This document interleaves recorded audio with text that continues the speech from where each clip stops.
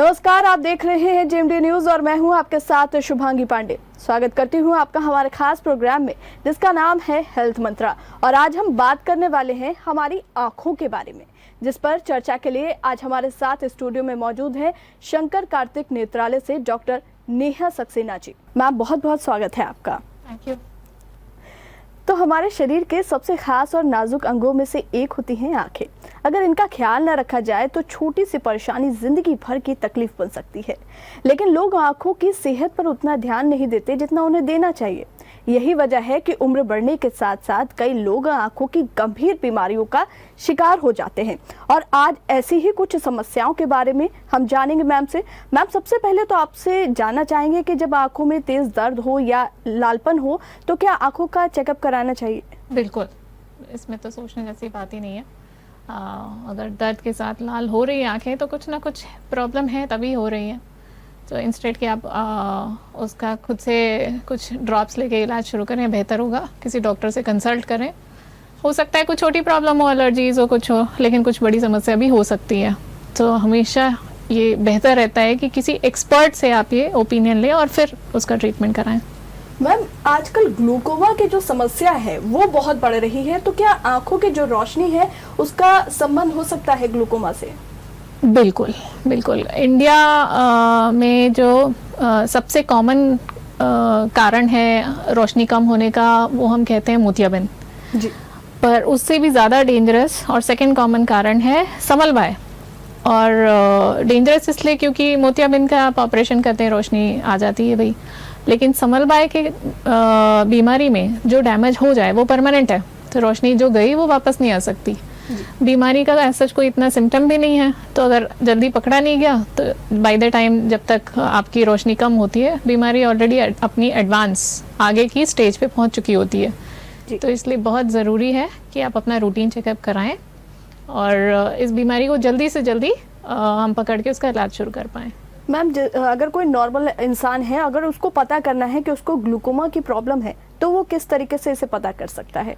देखिए, मैंने बताया कि इसका कोई सिम्टम नहीं है। सिम्टम ऐसे कि भाई आपको आंख में दर्द हुआ, लाल हुआ, तो कीचड़ आने लगा, तो हाँ, ये कुछ इन्फेक्शन हो सकता है। बहुत सारे कारण हैं जी। तो मेजर जो ज़्यादातर लोगों में जो समलवाय होता है उसका कोई सिम्टम नहीं होता है जब बीमारी शुरुआत के स्टेज में होती है। कुछ ऐसे समलवाय होते हैं जिसमें कि आंख दर्द होके लाल हो जाती है, उसको हम जल्दी ही मतलब शुरुआत के स्टेज में ही पकड़ लेते हैं, क्योंकि आपको सिम्टम आ गया, आपको परेशानी हुई, रोशनी में कमी हुई, आप तुरंत पहुंच के डॉक्टर के पास दिखाने के लिए। लेकिन जब आपको कुछ पता ही नहीं चल रहा है कि हमारी आंख में क्या हो रहा है, तो फिर ये बीमारी छूट जाती है। उसमें क्या होता है, रूटीन चेकअप एक सर्टेन एज के बाद सबको एक रूटीन चेकअप आँख का करा लेना चाहिए जी। इंडिया में 60 साल से ऊपर के जो लोग हैं उसमें ज़्यादा समलवाय देखा गया है। पर किसी की अगर पारिवारिक हिस्ट्री है, हिस्ट्री मतलब कि भाई परिवार में किसी को समलवाय है, आपके माता पिता, आपके भाई बहन, किसी को भी, तो उनको बहुत ज़रूरी है कि वो किसी भी एज में ग्रुप के हो, भाई एक बार अपना आँख का चेकअप ज़रूर कराएं। बाकी आपके जो डॉक्टर एक्सपर्ट हैं, ग्लोकोमा स्पेशलिस्ट, वो आपको बता देंगे कि भाई आपको कितनी फ्रीक्वेंटली अपना आँख का चेकअप कराना चाहिए, प्रेशर चेक कराना चाहिए, कोई टेस्टिंग करानी चाहिए। तो जो सबसे इम्पॉर्टेंट चीज़ होती है वो है अर्ली चेकअप ही। सिम्टम तो कुछ आता नहीं, बाय द टाइम आपकी रोशनी जब कम हो जाएगी, बीमारी ऑलरेडी एडवांस स्टेज पे होगी। कुछ लोगों को बल्ब के आगे रंगीन गोले से दिखते हैं, ये एक थोड़ा सा सिम्टम देखा जाता है कि भाई लाइट के आगे आपको रंगीन गोले दिख रहे हैं। वो हाई प्रेशर का, जब आँख के अंदर का जो पानी का दबाव है वो बढ़ जाए तो उसका एक निशानी होता है कि हाँ, बल्ब के आगे आपको रंगीन गोले दिखने शुरू हो गए। स्पेशली शाम के वक्त आपको सर में भारीपन, दर्द शुरू हो गया, ये सारे सिम्टम्स होते हैं। पर मैंने देखा है कि बहुत से लोग इसको पकड़ नहीं पाते उतना, तो इसलिए बेहतर होता है कि अपना रूटीन चेकअप कराएं जी। मैम, अगर बात करें, क्या किसी पर्टिकुलर एज ग्रुप के लोगों को ये शिकायत ज्यादा होती है, मतलब उनमें ज्यादा देखी जाती हो? यस, मैंने आपको पहले ही बताया कि 60 के ऊपर ये थोड़ा सा ज्यादा देखा जाता है, पर ऐसा नहीं है कि कम एज में नहीं होता है। बच्चा पैदा होने से लेकर के हर एज ग्रुप में ग्लोकोमा देखा जाता है। सर, हर तरह के ग्लोकोमा होते हैं। पैदाइशी ग्लोकोमा होता है जिसको बोलते हैं हम कंजेनाइटल ग्लोकोमा, तो उसमें तो जो भाई डिलीवरी हुई, बच्चे को कुछ प्रॉब्लम है, तो वो आपको खुद ही बता देंगे कि आँख का चेकअप कराइए, आंखें बड़ी होती हैं, सफ़ेद होती हैं, पैदाइशी ग्लोकोमा अलग तरीके के होते हैं जी। कुछ यंग ऑनसेट भी होते हैं, 18-20 साल के ही मतलब लोगों में भी देखा जाता है। तो उनमें उस तरह से स्क्रीनिंग बताई जाती है, भाई उनको रोशनी में कमी प्रॉब्लम, या फिर कई बार ऐसी रूटीन चेकअप में ही, तभी मैंने कहा रूटीन चेकअप इंपॉर्टेंट होता है। पर ये एज ग्रुप है जिनमें कि कम देखा जाता है।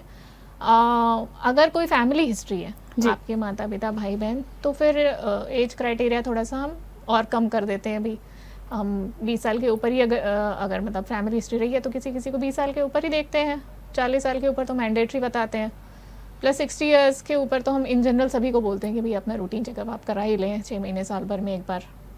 जी मैम, जिस तरीके से मोतियाबिंद की अगर हम बात करें, लोग ऑपरेशंस कराते हैं या और जो आंखों से संबंधित प्रॉब्लम्स होते हैं जिनका ऑपरेशन कराते हैं, तो क्या इसका भी संबंध ग्लूकोमा से हो सकता है? अगर मोतियाबिंद बहुत ज़्यादा पक गया है, आपने बहुत अभी तो 2 साल से कोविड ही था, तो हम ही देख रहे हैं भाई कोविड के कारण लोग नहीं निकल पाए या डर लगा उन्हें निकलने में, मोतियाबिंद 2 साल में पक गया। या जिनको डायबिटीज़ है, कंट्रोल नहीं अच्छे से रखा गया, नहीं हो पाया कंट्रोल, तो उनमें भी मोतियाबिंद जल्दी पक जाता है। तो पका हुआ मोतियाबिंद एक रिस्क है, वो समलबाए कर सकता है। उसके फूल, मोतियाबिंद के फूल जाने के कारण पानी का बहाव जो है वो थोड़ा रुकता है, उसके कारण समलबाए हो जाता है। जी। फिर उसमें से कुछ मोतियाबिंद पकने के कारण कुछ प्रोटीन ऐसे होते हैं जो निकलते हैं और अंदरूनी सूजन पैदा कर देते हैं, उनमें भी समलबाया हो सकता है। कुछ मोतियाबिंद ही प्रॉब्लम वाले होते हैं, भाई बहुत किसी को कोई परेशानी, चोट लगी, वैसा कुछ मोतियाबिंद है जो चोट लगने के कारण हुआ है, मोतियाबिंद खसक गया अपनी जगह से, तो उनके ऑपरेशन कॉम्प्लिकेटेड होते हैं, तो उनमें भी ये दिक्कत हो सकती है। जी मैम, अगर बात करें जो ग्लूकोमा है, क्या ये बिगड़ सकता है आगे चल के और ज़्यादा परेशान कर सकता है अगर सही समय पर इलाज ना हो उसका? बिल्कुल जी। ग्लूकोमा एक प्रोग्रेसिव डिजीज़, प्रोग्रेसिव मतलब कि धीरे धीरे बढ़ने वाली, अगर हमने उसको ढंग से ट्रीट नहीं किया, सही समय पर उसका इलाज शुरू नहीं किया और सही से इलाज नहीं किया। इस बीमारी की सबसे बड़ी प्रॉब्लम कंप्लायंस, जिसको हम बोलते हैं कि जो हमने ट्रीटमेंट बताया आपने उसको प्रॉपरली ढंग से फॉलो किया, जैसे जो दवाई बताई वैसे डाली। ये एक बहुत बड़ा इशू है। दवाएं इसकी थोड़ी महंगी होती है भाई, कोई भी दवाई आपको अगर जीवन भर डालनी हो तो वो एक खर्चा तो देती ही है। बहुत से लोग हैं जो उसका खर्चा नहीं बेयर कर पाते, बहुत से ऐसे लोग हैं जिनका काम इतना है कि वो समय नहीं निकाल पाते। लेकिन मैं ये ज़रूर कहूँगी कि ये बीमारी ऐसी नहीं है जिसमें ये सब आप लापरवाही कर पाएँ। रोशनी का मामला है, ज़रा सा आपने दवाइयों में इधर उधर किया, नहीं डाले, आपकी दवाइयाँ छूट गई, तो आपको प्रॉब्लम डेफिनेटली हो सकती है। ये बीमारी बढ़ती है और बढ़ के आपकी नसें ख़राब करेगी, और जैसे मैंने बताया एक बार जो नसें ख़राब वो परमानेंट है, उसका फिर कोई सेकेंड ऑप्शन नहीं है। जो नसें ख़राब वो ख़राब, अब आपको वो दोबारा ठीक नहीं हो सकती इस बीमारी में। जी मैम, अगर बात करें इलाज की, तो क्या एक स्टेज के बाद इसका इलाज पूरी तरह से संभव है? देखिए किसी भी स्टेज में बताऊं, ऐसा नहीं कि शुरुआत या देर, किसी भी स्टेज में मैंने बताया कि ट्रीटमेंट स्टार्ट उसी पॉइंट से होगा। अगर उसमें 90% डैमेज है तो हम वहीं से ट्रीटमेंट स्टार्ट करेंगे, थोड़ी ज़्यादा दवाएं चलाएंगे कि भाई जितना कम से कम प्रेशर आँख का रख सके। प्रेशर यानी आँख के अंदर जो पानी है उसका दबाव, जैसे ब्लड प्रेशर होता है भाई, एक आपके शरीर के नसों में जो खून बह रहा है उसका एक प्रेशर है जिसकी एक नॉर्मल रेंज होती है, वैसे ही आँख के अंदर जो पानी है उसका भी एक नॉर्मल रेंज होती है। तो अगर आपके पानी का दबाव इतना है जो आपकी नसों की झेलने की क्षमता, मतलब नस जितना उस पानी के दबाव को टॉलरेट कर सके, है ना, उससे ऊपर है या उससे डिस्टर्ब चल रहा है, तो आपको समलबाए होने का डर रहेगा और वो धीरे धीरे धीरे धीरे बढ़ता रहेगा। ये जो प्रॉब्लम है ये उम्र के साथ धीरे धीरे और बढ़ेगी। कई बार क्या होता है, दवाएं चल रही होती हैं तब भी बीमारी बढ़ जाती है, भाई दवाई उतना अच्छा सा एक समय के बाद नहीं काम कर रही होती है। तो ये हम देख के ही डिसाइड करते हैं प्रेशर कितना है, उनकी टेस्टिंग में क्या डैमेज निकल रहा है। वेट करना तो मैं नहीं कहूँगी सही है कि भाई पहले डैमेज हो जाए तब हम दवाएं बढ़ाएं। अगर हमें लग रहा है कि भाई ये प्रेशर थोड़ा भी हमारी एक टारगेट प्रेशर बोलते हैं जिसको, कि हाँ जितना हम समझ रहे हैं कि ये इतना प्रेशर आँख में रहे तो आपकी बीमारी नहीं बढ़ेगी या बढ़ने के चांसेस कम से कम रहेंगे। अगर वहाँ तक नहीं पहुँच रहा है तो हम दवाइयाँ और बढ़ाते रहते हैं। अगर दवाइयाँ नहीं काम कर रही हैं तो सर्जरी या लेज़र, जो भी जो जिसको जैसा इंडिकेशन रहता है वैसा एडवाइस कर देते हैं। ताकि बीमारी उसी जगह रुकी रहे। जी मैम, किस स्टेज में ये पता चलता है कि अब ऑपरेशन करना है और बहुत ज़रूरी है? ये हर डॉक्टर की अपनी ट्रीटमेंट प्रोटोकॉल होता है। जैसे अब अगर मेरे पास एक मरीज़ आया है जिसमें बीमारी ऑलरेडी काफ़ी आगे तक है और उनको मोतियाबिंद भी काफ़ी अच्छा खासा है और हम उनको बहुत सारी दवाओं पे ऑलरेडी रखे हुए हैं, तो फिर हम मोतियाबिंद जब सर्जरी कर रहे होंगे तो हम उनको साथ में समलबाई का भी ऑपरेशन एडवाइस कर देते हैं। इसमें ज़्यादा दवाएं तो है नहीं, किनके 4-5 दवाएं हैं, उसमें भी एक आध अभी कुछ ना कुछ प्रॉब्लम होती है, किसी का सॉल्ट नहीं मिलता है, कुछ बंद हो गई, तो 4-5 दवाएं हैं और जो हमें जीवन भर चलानी है, तो हमें उन दवाओं को बहुत ढंग से इस्तेमाल करना है, बहुत जल्दी जल्दी नहीं बदलना है, ज़रूरत हो तो बढ़ाना है ना। तो इसलिए जब हमें ऐसी सिचुएशन की हमें 2-3 दवाओं से ज़्यादा देना पड़ रहा है, यहाँ मरीज़ जो है वो दवा टॉलरेट नहीं कर पा रहा है, भाई इन सब दवाओं के साइड इफ़ेक्ट भी बहुत होते हैं, है ना। किसी को कुछ काफ़ी ज़्यादा प्रॉब्लम होने लगती है, एलर्जी बहुत ज़्यादा होने लगती है, या कुछ पर्दे रिलेटेड प्रॉब्लम हो जाती है, तब फिर हमें दवाई बदलनी ही है, कुछ दूसरी दवाई देनी ही है। अगर हमारे पास दवाओं का ऑप्शन ही नहीं रहा तो फिर हमें सर्जरी ही करनी है। तो बीमारी नहीं कंट्रोल हो रही है या फिर मरीज़ टॉलरेट नहीं कर पा रहा है दवाई, तो इन सब में हम सर्जरी कर देते हैं। या मरीज़ को कैटरेक्ट सिग्निफिकेंट हो गया है तो हम कैटरेक्ट के साथ समलबाई का ऑपरेशन एडवाइस कर देते हैं। जी मैम, जिस तरीके से आपने बताया, क्या अगर इसका बिगड़ जाता है स्वरूप तो क्या कंप्लीट ब्लाइंडनेस की भी प्रॉब्लम आगे चल के हो सकती है? बिल्कुल, ये एक ऐसी बीमारी है जिसमें टोटल, जिसको बोलते हैं पूरी तरह से रोशनी ख़त्म हो जाना होता है। बहुत से मरीज़ हैं जो हमारे ही हॉस्पिटल में आते हैं और उनकी रोशनी बिल्कुल ख़त्म हो चुकी है। उस स्टेज में जब वो आ रहे हैं और रोशनी बिल्कुल बची ही नहीं, तो फिर हमारे हाथ बन जाते हैं, तब फिर हम कुछ नहीं कर पाते। थोड़ी भी अगर रोशनी हो तो हम उसको बचा सकते हैं। जैसे मैंने बताया कि ये ट्रीटमेंट जो है ये इस बीमारी को अपनी जगह रोकने के लिए है कि भाई जिस स्टेज में अब वो बीमारी पहुंच गई है, अब वो उसी स्टेज में रुकी रहे, उससे बढ़ने ना पाए। लेकिन जो डैमेज ऑलरेडी हो गया है, जैसे मैंने बताया कि जो डैमेज ऑलरेडी हो जाता है हम उसको ठीक नहीं कर सकते जी।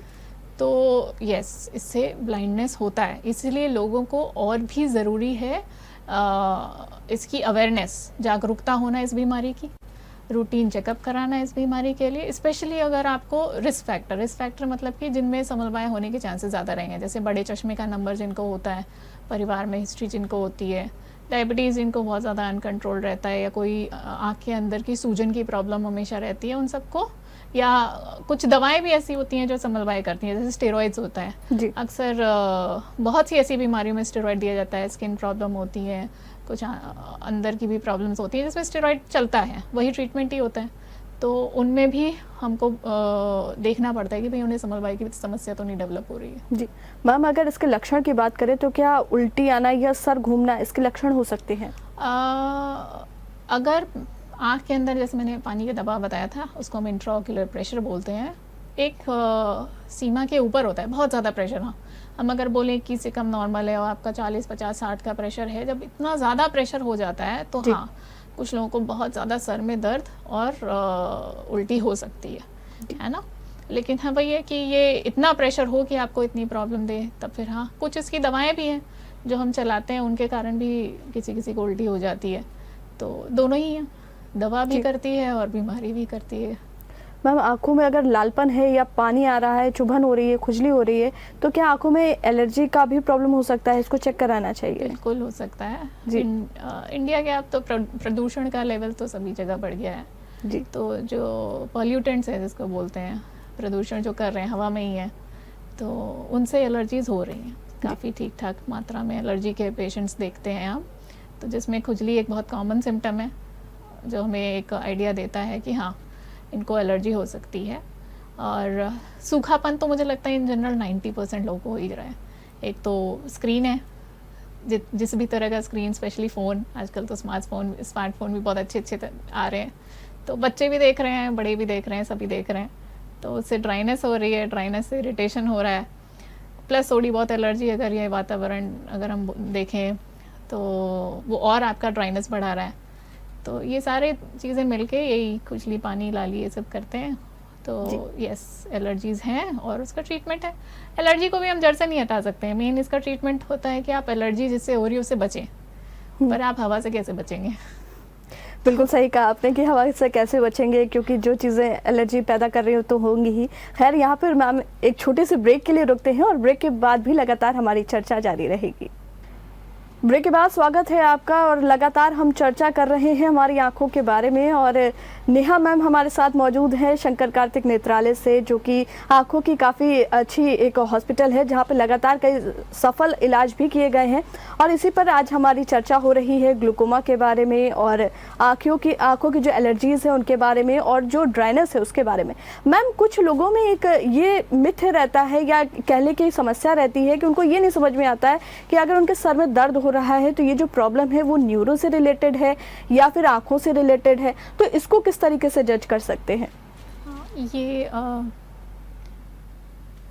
मतलब ये बहुत ही अच्छा सवाल है, मैं ये कहूँगी, क्योंकि हेडेक एक बहुत ही कॉमन सिम्टम है, सर में दर्द। और इससे पहले हम न्यूरो में जाएं, वो न्यूरो वाले भी आपको आंखों के डॉक्टर के पास भेजेंगे चश्मे की नंबर की जांच के लिए, क्योंकि सबसे कॉमन कारण सर में दर्द का चश्मे का नंबर होता है किसी भी एज ग्रुप में, चाहे वो बच्चा हो, बड़ा हो, बूढ़ा हो। तो पहली चीज़ जो हम करते हैं ऐसे पेशेंट में वो चश्मे की जांच ही करते हैं, उनको चश्मे का नंबर सही देते हैं और उनको लगाने को बोलते हैं।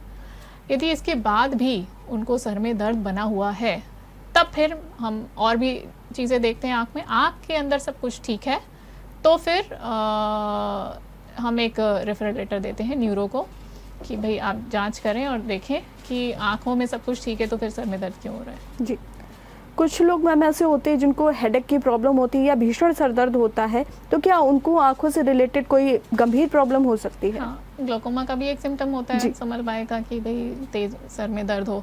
जी, बाकी कुछ नसों की सूजन भी होती हैं जिनमें सर में दर्द काफ़ी हो जाता है। तो ये सारी चीज़ें क्या होती हैं, ये ज़्यादा प्रॉब्लम वाली चीज़ें हैं। मतलब कि अगर आपको सर में दर्द काफ़ी ज़्यादा है तो अगर आँख के अंदर सूजन, अंदरूनी सूजन जिसको हम यूवियाइटिस बोलते हैं, वो भी एक प्रॉब्लम है। तो ये सारी बीमारियां ऐसी होती हैं जिनका इलाज बहुत ज़्यादा ज़रूरी होता है, सही टाइम पे और ढंग से इलाज, नहीं तो प्रॉब्लम ज़्यादा हो सकती है। तो इसके लिए तो बिल्कुल आँख के डॉक्टर को दिखाना ज़रूरी ही है, तो वो आप दिखाएं और जैसा हो उसका इलाज कराएं। जी मैम, जिस तरीके से हम ग्लूकोमा की लगातार बात कर रहे हैं, तो क्या इसमें लेज़र ट्रीटमेंट की भी भूमिका होती है? कितना कारगर हो सकता है ये? हाँ, लेज़र ट्रीटमेंट हर तरह के ग्लोकोमा में तो नहीं, लेकिन हाँ कुछ ऐसे ग्लोकोमा होते हैं समर बाय जिसमें कि लेज़र का बहुत अच्छा रोल है। एक प्रकार होता है उसका जिसको बोलते हैं हम नैरो एंगल ग्लोकोमा, जिसमें पानी निकलने का रास्ता पतला या सकरा जिसको बोलते हैं वो, तो उसमें हम वो लेज़र से एक छेद बनाते हैं जिससे पानी का बहाव बढ़ता है। कुछ और भी लेज़र होते हैं जिसको SLT वगैरह के नाम से जाना जाता है, ये सब प्रेशर को कंट्रोल करने के लिए ही हैं। तो कई सारी मोडालिटीज़ आजकल आ गई हैं। कुछ होते हैं लेज़र्स जिसको कि जब प्रेशर इतना ज़्यादा बढ़ चुका है कि मतलब ना आपको दवाएं असर कर रही हैं और आँख एक्चुअली पेनफुल है, इवन दो उसमें रोशनी बिल्कुल नहीं है, रोशनी ख़त्म है, हमको भी पता है कि हम उसमें रोशनी नहीं दे पाएंगे, लेकिन मरीज़ को दर्द इतना है कि उनको बर्दाश्त नहीं हो रहा है, आँख लाल, दर्द इतना है कि उनकी नॉर्मल जो रूटीन है वो भी डिस्टर्ब हो रही है। तो उस तरह में एक अलग तरह का लेज़र किया जाता है। तो लेज़र के कई सारे स्टेज पे रोल हैं, कई तरह के रोल हैं समर बाय में। जी मैम, ये तो बात होगी ग्लूकोमा की, लेकिन अगर बात करें एलर्जी की, तो आँखों में एलर्जी क्यों होती है और इसके अगर लक्षण की बात करें तो क्या लक्षण हो सकते हैं इसके? हाँ, ये मैंने आपको पहले ही बताया था कि आँखों के सबसे कॉमन जो एलर्जी के सिम्टम होते हैं वो खुजली और पानी ही है। थोड़ा सा लाल हुई आँख, थोड़ी खुजली हो गई, पानी आया, तो ये सारे एलर्जी से एक ऐसा केमिकल रिलीज़ होता है जो आपको इचिंग, खुजली करता है। तो यही कॉमन सिम्टम है आजकल जो लोगों को आमतौर पे हम देखते हैं और हमें मिलते हैं। जी, अगर मैम बात करें बुखार की या अस्थमा की, तो क्या आँखों में एलर्जी का कारण ये भी हो सकता है? एस्थमा में यस, जो लोग एस्थमेटिक हैं, भाई एस्थमा एलर्जी से प्रेसिपिटेट होता है, तो अगर वो प्रेसिपिटेट हो रहा है तो कुछ ना कुछ शरीर में एलर्जी है जी। तो उन लोगों में हाँ आँख की एलर्जी थोड़ा बहुत आम लोगों से और ज़्यादा देखी जा सकती है, क्योंकि पूरे शरीर में ही एलर्जी से ये चेंजेस हो रहे होते हैं, तभी आपको एस्थमा भी हो रहा होता है। तो हाँ, उन लोगों में आँखों में एलर्जीज भी हो रहे होते हैं, हमने भी देखा है ऐसे पेशेंट्स के होते हुए। तो हम एक्चुअली हिस्ट्री भी लेते हैं कि भाई आपको ज़्यादा नज़ला ज़ुकाम तो नहीं रहता है कि आपको बार बार इतनी ज़्यादा एलर्जीज़ हो रही है। तो हमें भी हिस्ट्री मिलती है ऐसी। जी मैम, अगर बात करें मौसम की, तो जिस तरीके से आजकल का मौसम चल रहा है, कभी आंधी बहुत तेज़ है या कभी धूप बहुत तेज़ है, तो क्या आंखों की एलर्जी का ये भी कारण हो सकते हैं? हाँ, आंधी है तो फिर धूल मिट्टी उड़ी रही है जी। और उन सब से तो एलर्जी बहुत कॉमन है ही है। तो बिल्कुल इन सब से तभी हम सजेस्ट करते हैं कि भाई आँखों को आप साफ़ पीने वाले पानी से धोएं। आजकल तो पानी भी इतना गंदा आता है कि अगर उससे भी धो रहे होते हैं बहुत से लोग तो उनको एलर्जी हो जाती है। जी। तो पानी की भी समस्या है, तो साफ़ पीने वाले फ़िल्टर पानी से आप धोएं। नहीं तो बहुत अच्छे ल्यूब्रिकेंट्स आते हैं, चिकनाहट की दवाई, बेसिकली टीयर सप्लीमेंट ही जिसको हम बोलते हैं, आंसू की सप्लीमेंट्स, ड्रॉप्स, तो हम इन जनरल वो दे देते हैं। वो सेफ़ दवाएं होती हैं, बच्चे से लेकर के बूढ़े तक हम सभी को दे सकते हैं। जी। तो वो आँखों को चिकनाहट पे वो प्रोवाइड करते हैं, और प्लस जो भी गंदगी जो भी है, जो भी एलर्जी कर रहा है, डस्ट जो भी पड़ा है, वो उसको भी वॉश कर देता है।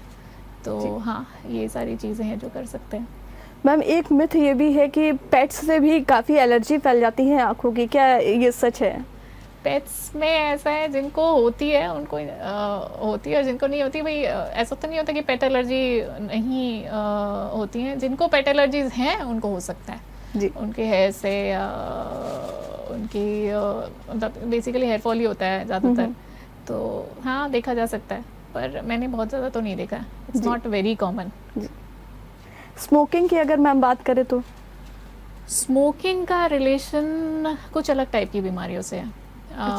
स्मोकिंग में कुछ पर्दे की प्रॉब्लम्स होती हैं, जिसको हम CSR बोलते हैं, वो देखा जाता है। कुछ पर्दा रिलेटेड, कुछ नस related. As it is smoking अच्छा तो होता नहीं है। वो खुद अपने इंस्ट्रक्शन में लिख के देते हैं कि भैया आप इंजूरियस टू हेल्थ, तो उस इंस्ट्रक्शन को फॉलो करें। बाकी आंखों में हाँ कुछ चेंजेस हैं, नसों में, रेटिना में, जो अगर ऐसे पेशेंट आते हैं तो फिर हम उन्हें इंस्ट्रक्ट करते हैं कि आप उसको क्विट करें, नहीं तो आपको पर्दे में बार बार सूजन हो सकती है। बिल्कुल मैम, जिस तरीके से आजकल का जो दौर चल रहा है, फैशन की काफ़ी वैल्यू बढ़ गई, लोग लेंसेज का इस्तेमाल करते हैं, तो क्या इससे एलर्जी हो सकती है? कॉन्टैक्ट लेंस से एलर्जीज होती हैं, है ना। कई तरह के कॉन्टैक्ट लेंस आते हैं। ईयरली डिस्पोजेबल्स होते हैं, कन्वेंशनल कॉन्टैक्ट लेंस, साल में एक बार जो बदले जाते हैं। मंथली डिस्पोजेबल होते हैं, जो हर महीने चेंज किए जाते हैं, और एक डेली डिस्पोजेबल होते हैं। जी। तो इसमें क्या होता है कि जो ईयरली डिस्पोजेबल हैं, आप अगर उसको ठीक से मेंटेन नहीं कर रहे हैं, भाई एक ही लेंस आपको साल भर तक लगाना है, तो अगर आपने उसकी ठीक से सफाई नहीं करी, उसको अच्छे से मेंटेन नहीं किया, उसकी क्लीनिंग, उसका सोल्यूशन चेंज नहीं किया, तो आपको एलर्जीज़ होने के चांसेस ज़्यादा रहेंगे। एलर्जीज, इन्फेक्शन दोनों ही, ठीक है। मंथली डिस्पोजेबल में ये चांसेस काफ़ी कम हो जाते हैं, क्योंकि आप अल्टीमेटली 1 महीने के बाद वो लेंस फेंक देंगे, है ना। तो इसलिए हम स्विच कर रहे हैं कन्वेंशनल से अब मंथली डिस्पोजेबल पे। डेली डिस्पोजेबल में ऐसा है कि थोड़ा सा एक्सपेंसिव होता है, तो बहुत से लोग नहीं प्रेफर करते कि एक दिन में आपने एक लेंस यूज़ किया और फेंक दिया। लेकिन हाँ, जो ओकेजनल यूज़र हैं उनके लिए डेली डिस्पोजेबल भी बढ़िया है। कुछ कॉन्टैक्ट लेंस सोल्यूशन से भी किसी को एलर्जी हो जाती है, किसी ब्रांड से भी हो जाती है। तो ये तो ऐसी चीज़ें हैं जो आपने सपोज उन्होंने चेंज किया कि हाँ किसी दूसरे सोल्यूशन में शिफ्ट हुआ और उसके बाद उनको एलर्जिक चेंजेस दिख गए, तो फिर हमें एक आइडिया लगता है कि हाँ ये सोल्यूशन रिलेटेड एलर्जी हो सकती है। क्योंकि उसमें भी भाई हर सोल्यूशन में आपकी आँखों में इन्फेक्शन ना हो, उसके लिए कुछ चीज़ें, कुछ मटीरियल डाला जाता है ताकि कॉन्टैक्ट लेंस लगाना सेफ़ रहे। तो कई लोगों को उन्हीं चीज़ों से एलर्जी हो जाती है जी। तो ये ऐसे एलर्जीज़ होती हैं, और कॉन्टैक्ट लेंस इंड्यूस भी होती हैं, सोल्यूशन भी होता है, और कुछ लोगों को इंटॉलरेंस भी होते हैं। इंटॉलरेंस मतलब जिनका बहुत बड़ा पावर है, बिना कॉन्टैक्ट लेंस के उनको दिखता ही नहीं, और उन्होंने अपना यूसेज जो है, यूज़ करने का जो टाइम ड्यूरेशन होता है, समय, वो उसकी लिखित समय से बहुत आगे तक यूज़ किया, तो उससे भी आँखों में प्रॉब्लम होने लगती है। तो जो एक्सटेंडेड वेयर होते हैं उसी को यूज़ करें, जिसमें कि आप थोड़े ज़्यादा लंबे समय तक वो कॉन्टैक्ट लेंस पहन पाएँ। फिर भी मेरा ये मानना है कि कॉन्टैक्ट लेंस अगर आपको फुल टाइम यूज़ करना है, तो बीच में थोड़ा सा आपने निकाल के उसको आँख को एक ब्रीदिंग स्पेस दिया कि भाई आँख को ऑक्सीजन हवा से मिल रही है। कॉन्टैक्ट लेंस जो है उसको कट ऑफ करता है, तो आपने अगर उसको एक स्पेस दे दिया, निकाल के आपने क्लीन कर दिया, कॉन्टैक्ट लेंस को रख दिया और एक ड्रॉप ल्यूब्रिकेंट डाल दिया, तो उससे आप ज़्यादा लंबे समय तक कॉन्टैक्ट लेंस यूज़ कर पाएंगे जी। मैम, अगर बात करें एलर्जी की, तो आजकल लगभग काफ़ी लोगों को ये हो रहा है कि आंखों में उनकी एलर्जी हो रही है किसी न किसी कारण से। तो आखिर हम अपने डेली रूटीन में क्या कुछ ऐसी चीज़ें शुमार कर सकते हैं जिससे आंखों की एलर्जी ना हो या उन्हें काफ़ी हद तक रोका जा सके? देखिए, कुछ लोगों को होती है सीजनल एलर्जी, जी, है ना, तो वो तो आपके कंट्रोल में है नहीं, सीज़न तो आएगा। बिल्कुल। तो उन लोगों को हम कुछ एंटी एलर्जिक्स होते हैं जो सेफ़ होते हैं, हम बच्चों में भी देते हैं बहुत लंबे समय तक, क्योंकि ज़्यादातर ये एलर्जीज़ बच्चों में बहुत ज़्यादा देखी जाती हैं। तो हम वो सीज़न स्टार्ट होने से पहले उनको उन एंटी एलर्जिक्स पे रखते हैं, और जैसे ही वो सीज़न ख़त्म होता है हम उसको बंद कर देते हैं।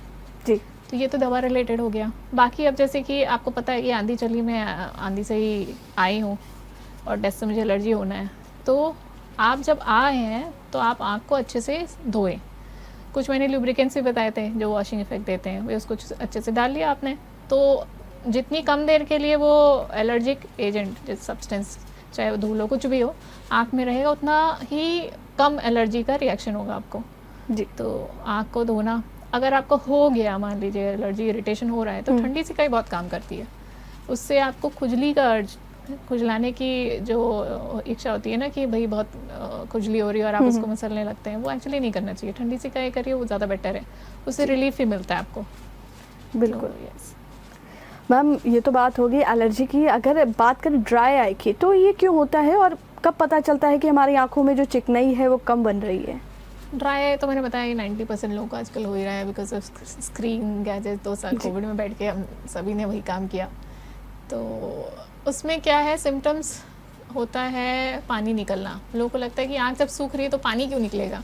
जी, पानी इसलिए निकलता है क्योंकि दिमाग जो है उसको ये समझ आता है कि आँख सूख रही है, और अगर आँख सूख गई तो पुतली सफ़ेद हो जाएगी या पुतली की प्रॉब्लम शुरू हो जाएगी। तो फिर वो एक रिफ्लेक्स, एक प्रोटेक्शन के लिए आपके ज़्यादा पानी निकालने लगता है कि भाई आँख को गीला करना है, तब फिर वो पानी बहने लगता है।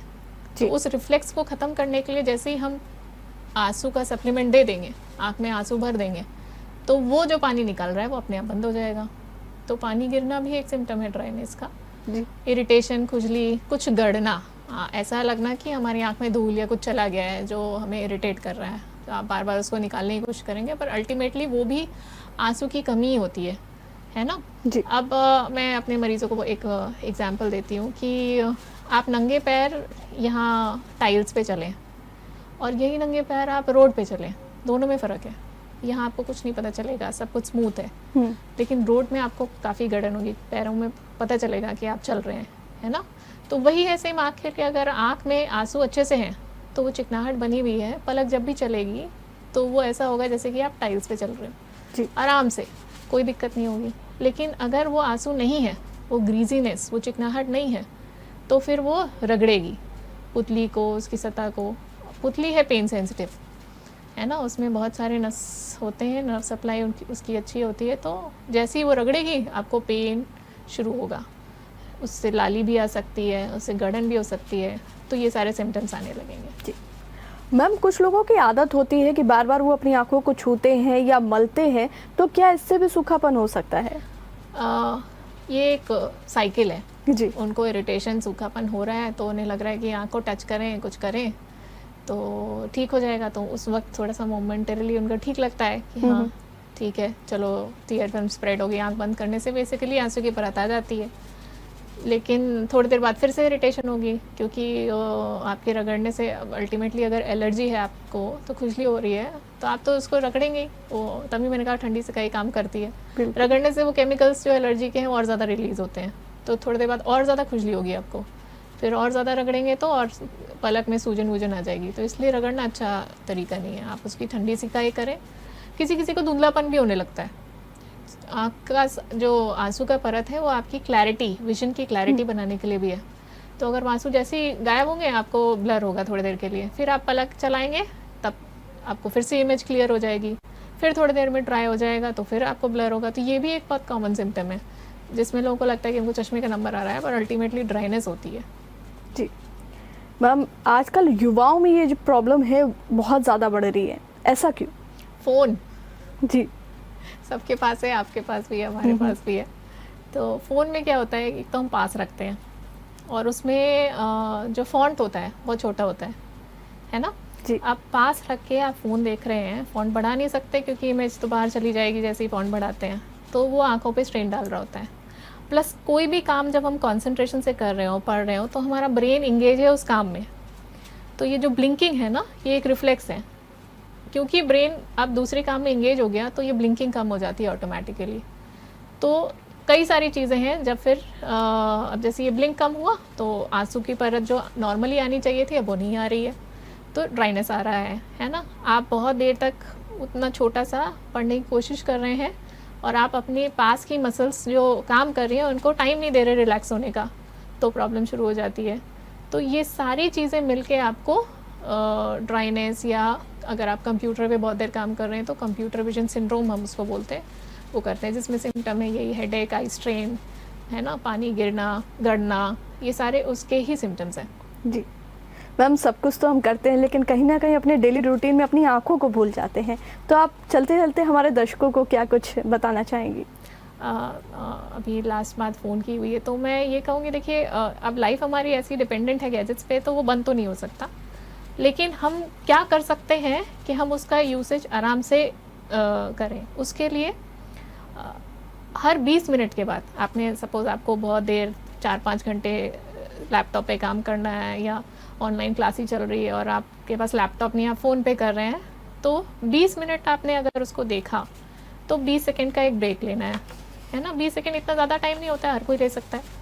20 सेकंड अगर आप घड़ी में ही लगा के देखेंगे टाइमर, बहुत कम टाइम होता है, तो उसमें आप थोड़ा सा आँख बंद करें, आँख गोल गोल घुमाएं, है ना, रोलिंग आई मूवमेंट हम उसको बोलते हैं, और थोड़ा सा दूर देखें। पास का फोकस से दूर का फोकस चेंज करें, वो बहुत ज़रूरी है, उससे आपकी पास की मसल्स रिलैक्स होंगी, उन्हें सांस लेने का टाइम मिलेगा, तो उनकी थकान भी थोड़ी दूर होगी, तो इतनी जल्दी आपकी आंखें थकेंगी नहीं। ब्लिंक करें, फ्रीक्वेंट ब्लिंकिंग, है ना, 14-15 बार 1 मिनट में आप ब्लिंक करें तो फिर आंसू की परत आती रहेगी, है ना। और सपोज़ आपको, जैसे आपको 8-9 घंटे 10 घंटे ही कंप्यूटर पे काम करना है और ये सब करने से भी आपको रिलीफ नहीं मिल रहा है, तो फिर आप एक ल्यूब्रिकेंट ड्रॉप आती है सिंपल सी, बहुत ही बढ़िया काम करती है, उसको आप 1-2 घंटे में बीच में आपने एक बार डाल लिया तो उससे ब्रेक भी होगा, आँख को चिकनाहट भी मिल जाएगी। ये तो आपकी ड्राइनेस के लिए हुआ। रही बात जो हमारा शुरुआत का डिस्कशन था ग्लोकोमा के ऊपर, तो उसमें मैं ये सजेस्ट करूँगी कि अर्ली चेकअप, एक रूटीन चेकअप ज़रूर कराएं, जहाँ भी रहें, किसी भी एक आई सर्जन से वो रूटीन चेकअप एटलीस्ट आपकी डायग्नोसिस अर्ली कराएगा, है ना। साल में एक बार कहीं भी किसी भी एक आई डॉक्टर से आपने चेकअप करा लिया, तो अगर ये बीमारी है, शुरुआत हो रही है, हमने उसको अर्ली स्टेज में पकड़ लिया तो बहुत ही अच्छे से हम इसको कंट्रोल कर पाते हैं और इस बीमारी को बढ़ने नहीं देते। जी मैम, बहुत बहुत शुक्रिया आपका हमसे जुड़ने के लिए और हमारे दर्शकों को इतनी सारी जानकारी देने के लिए। दर्शकों, अगर आपको भी कोई ऐसी प्रॉब्लम है, आंखों से संबंधित कोई प्रॉब्लम है, तो आप मैम से कंसल्ट कर सकते हैं। शंकर कार्तिक नेत्रालय में मैम हैं डॉक्टर नेहा सक्सेना जी, और जिस तरीके से मैम ने बताया, जितनी बातें बताई, उम्मीद है कि आपको भी ये काफ़ी पसंद आई होंगी और उम्मीद करते हैं कि आपके लिए काफ़ी ये उपयोगी भी होगी। फिलहाल के लिए इस प्रोग्राम में इतना ही। अगर आपको हमारा वीडियो पसंद आया हो तो हमें लाइक करें, सब्सक्राइब करें और ज्यादा से ज्यादा शेयर करें, और हाँ, बेल आइकॉन दबाना ना भूलें ताकि हर खबर का अपडेट आप तक पहुंचे तुरंत। आप हमें इंस्टा, ट्विटर और फेसबुक पर भी फॉलो कर सकते हैं। हमारी आईडी है @JMT News Flash।